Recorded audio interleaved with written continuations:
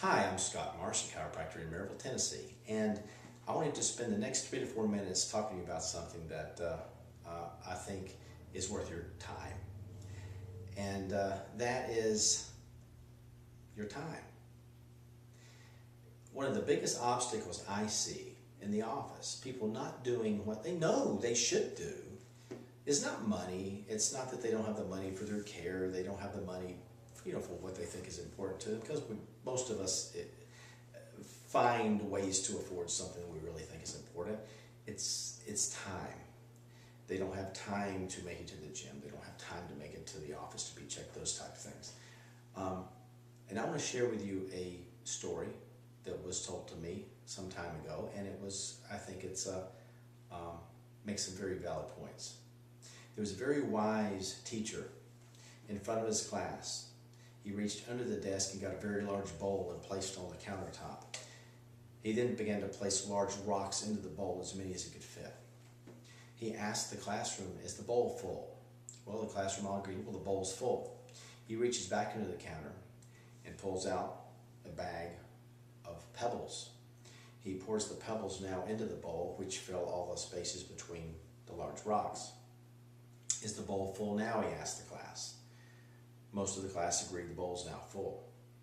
He reached back under the counter and he came up with a bag of gravel.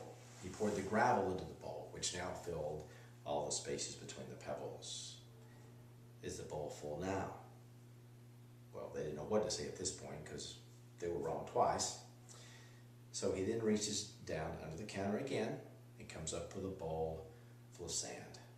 Pours the sand into the remaining spaces between the gravel.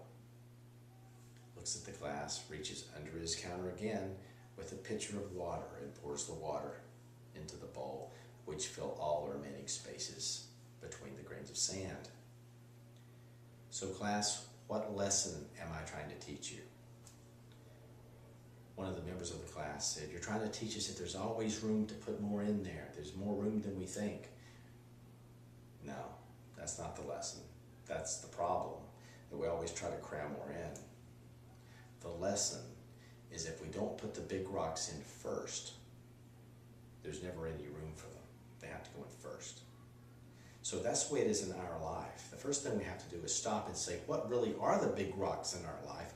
What are the things that are really important to us in our life? And for most of us, it's our health, it's our family. And I'm going to say your health is even ahead of your family, because how are you going to take care of your family? How are you going to interact with your family, enjoy your family, and actually be with your family without your health? A 1-hour workout during your day is 4% of your day.